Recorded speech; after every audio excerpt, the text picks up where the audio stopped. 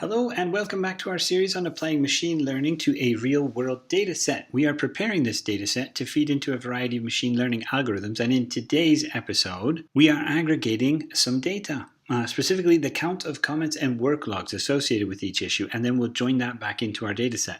Let's get started.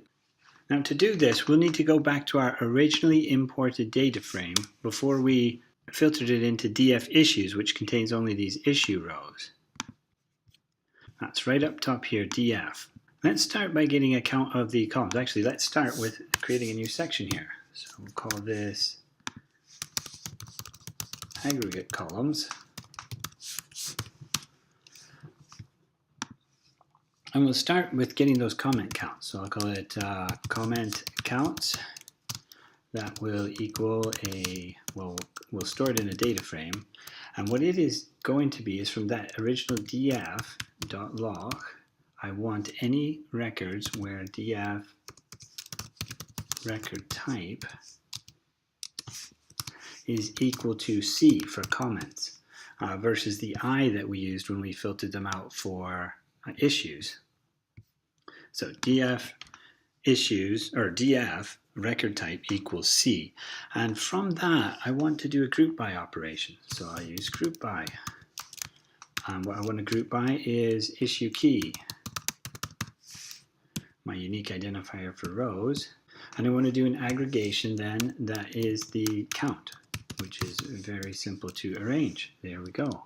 Now if I stopped right here, I would get a count for every single column. I just want one count, that is the count of comments on this particular issue.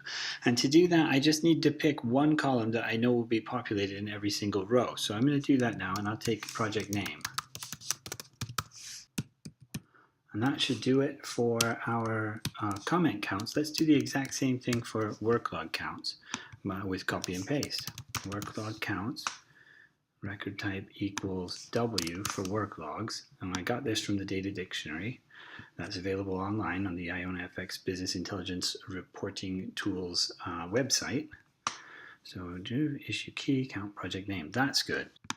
Now at this point, I'll end up with two columns here that are both named project name, and that'll make it harder for us to join them together and then back into the df issues data frame. So I'll just rename those columns now using the rename method. Comment counts dot rename, and columns that I want to rename will be project name.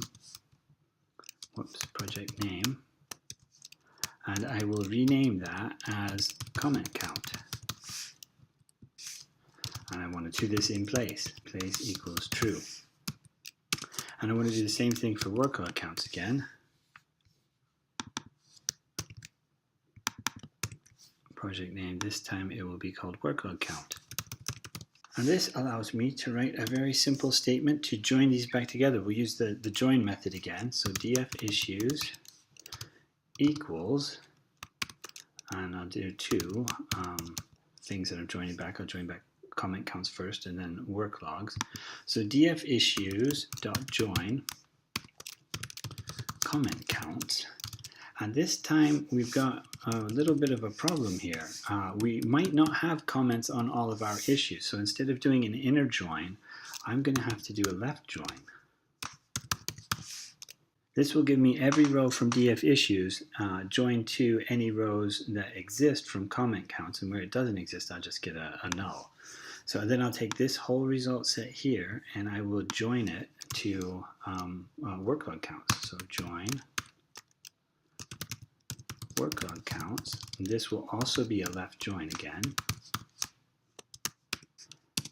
Now this left join does create a problem for us because it will have left any issues that didn't have any comments with missing values for comment counts, null values, and the same thing for workload counts. And I don't want those null values in there. So I'm going to go through and I'm going to replace any not a number values with 0, because this is what the not a number should really represent. It means there were 0 comments for that particular issue or 0 worklog entries. And to do that, I will start off with df issues.log df issues comment count, where that happens to be null is an A. Then I will take comment count and set it to equal 0. And I will replace any not a number values with 0. And to do that, I will start off with df issues.log df issues comment count, where that happens to be null is an A. Then I will take comment count and set it to equal 0. And to do that, I will start off with df issues.log df issues comment count, and set it copy and paste that for the next one here, which is workload count.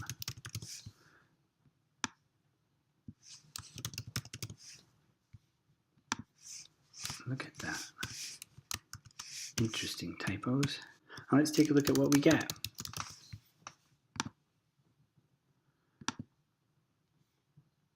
Oh, I have been making those all over the place. Let me just run that again and see what my error really is.